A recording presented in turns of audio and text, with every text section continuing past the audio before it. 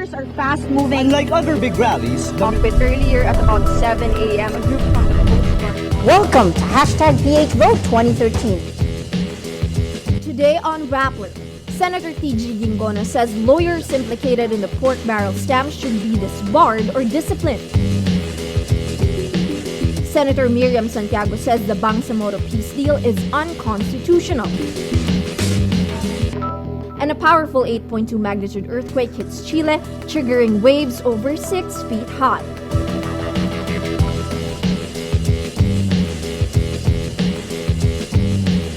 Hello, I'm Ai Makaraig, sitting in for Maria Ressa. Welcome to Rappler, your social news network. Senate Blue Ribbon Committee Chairman T.G. Ginggona says the lawyers implicated in the pork barrel scam should either be disbarred or disciplined.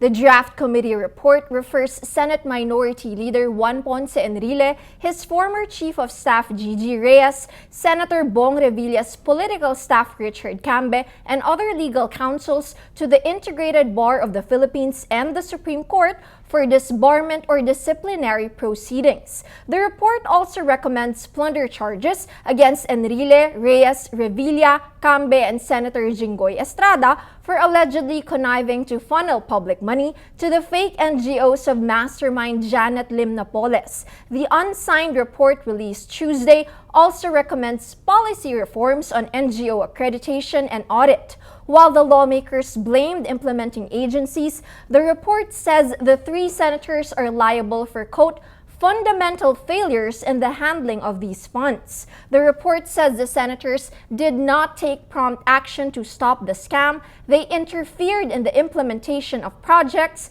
and they did not check the legitimacy of the NGOs they endorsed. Vice President Jeju Marbinay says the filing of cases over the pork barrel scam should not stop with opposition senators. Binay says the ombudsman's decision to file plunder charges against Senators Enrile, Estrada, and Revilla is a, quote, test of the fairness and trustworthiness of our legal system. He says the Commission on Audit also mentioned other lawmakers in its report released last year. The Vice President heads the opposition coalition and is a close ally of Enrile and Estrada. With key allies now facing prosecution and arrest, Binay says he expects them to get fair treatment. He adds the rule of law must prevail regardless of stature or political affiliations. For our social media post of the day, netizens react to Vice President Binay's call for a probe into President Aquino's allies involved in the pork barrel scam. Saldi Bonifacio says Binay is obviously politicking, trying to project himself as clean. But Jenny Nang Cheng says, this time I agree with his statement. We certainly don't care which party a crook belongs to because these politicians are opportunists.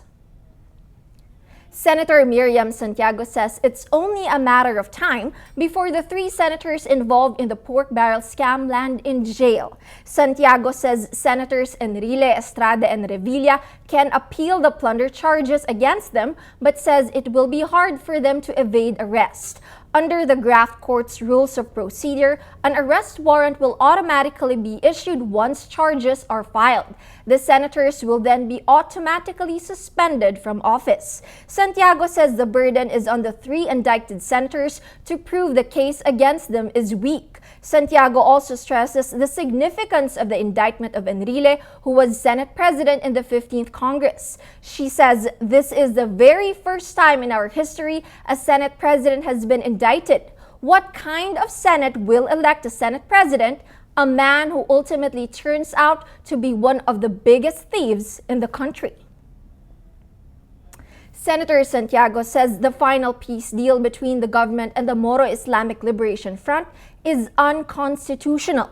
Nearly a week since the historic signing of the Peace Pact, Santiago says the deal creates the Bangsamoro as a sub-state instead of a mere autonomous region and, quote, appears to facilitate its secession. Santiago is the first senator to call the deal unconstitutional ahead of congressional debates on the Bangsamoro, a region with wider political and economic powers, replacing the autonomous region in Muslim Mindanao. The senator calls ridiculous a provision saying the agreement embodies the consent of the executive branch to amend the Constitution to accommodate the deal. She also says the deal attempts to redefine the sovereignty of the Philippines when it listed the powers the central government can retain. Santiago, the chair of the Senate Committee on Constitutional Amendments, hints she will not support the Bangsamoro Basic Law, which will formally create the Bangsamoro. Her statement comes after congressional leaders and peace panels gave assurances the Bangsamoro Law will be faithful to the Constitution. China warns the Philippines seriously damaged ties with Beijing by asking the United Nations to rule in its favor in a maritime dispute. On Sunday, Manila submitted nearly 4,000 pages of evidence to an international tribunal to back its case against Beijing's expansive claims over the South China Sea. In a statement, Chargé d'Affaires Sun Shangyang of the Chinese Embassy in Manila urges the Philippines to, quote, correct its mistake and come back to the right track of resolving the disputes through bilateral negotiations. Apart from China and the Philippines, other countries also claim parts of the sea, but China prefers to negotiate with the countries individually rather than through international fora. A powerful 8.2 magnitude earthquake hits the coast of northern Chile late Tuesday, Wednesday morning in Manila. The quake triggers a tsunami over 6 feet high as aftershocks shook the country. Panicked residents pour into the streets after authorities ordered them to flee to higher ground. The quake cuts power and communication lines and damages several roads. At least 5 people are dead and $30 billion in infrastructure are damaged. In the town of Iquique, about 300 prisoners escaped. Chilean President Michelle Bachelet declares parts of northern Chile disaster zones. Bachelet says military will be deployed to prevent looting and disorder. Chile is an earthquake-prone country because it's located in the Ring of Fire. In February 2010, about 500 people were killed when an 8.8 magnitude earthquake struck Chile.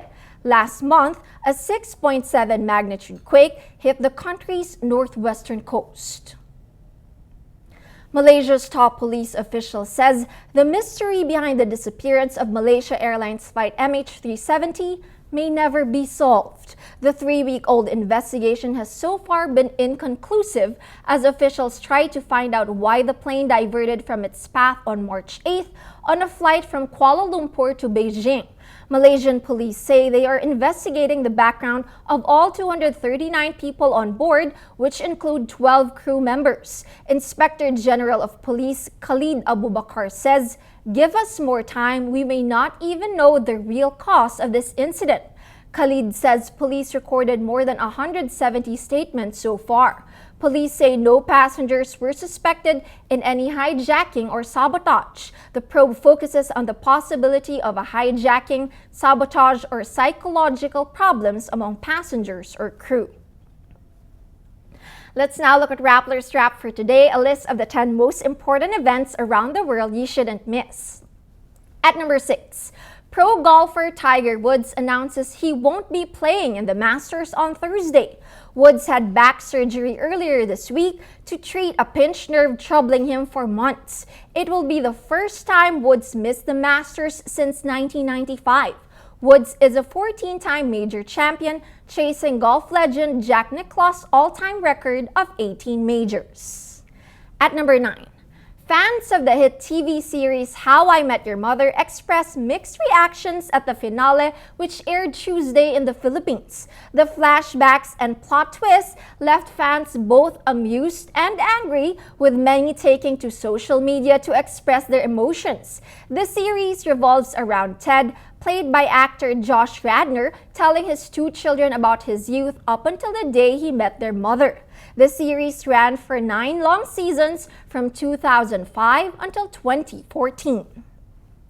And at number 10, April Fool's Day passed by with hardly any wild antics in the Philippines. But in the United States, many companies take April Fools seriously. Some of the crazy stunts include Twitter's rollout of the Twitter helmet, TripAdvisor's vacation recommendations on fictional locations, and Google Maps, Pokemon Challenge. For the full top 10, visit Rappler.com's The Wrap. Every story on Rappler has a mood meter which gives you 8 emotions to choose from. Click how you feel and your vote comes down to the mood navigator in the middle of the front page, which crowdsources the mood of the day. It also gives you the top 10 stories that got the most clicks. Today, we launched our new website design and our new mood navigator. A new feature is you can now see stories classified by moods. So today we see that the dominant moods are happy and angry. So what are the stories that made people feel happy? We click the happy tab. And it is loading. Okay, so we see that the stories that made people feel happy are mostly about the filing of the plunder charges against the senators involved in the pork barrel scam. Napole's 3 senators indicted for plunder has 98% of readers feeling happy, 2% inspired. And this is the same emotion for last night's Rappler Newscast, which topped with the stories about the filing of the plunder case, 88% happy. The story that got people feeling angry the most is on China and the Philippines' territorial dispute over the South China Sea. China says ties damaged by the Philippines' UN ruling call, 73% angry, 18% annoyed. All contributing to the mood of the day today, most people are angry. That's Rappler's Newscast for today, Wednesday, April 2nd, 2014. Visit the new and improved Rappler.com and watch your newscast Monday to Friday. Tell us how you feel on our mood meter and help us crowdsource the mood of the day. I'm Jaene Zaplan, and as we say at Rappler, tomorrow begins today.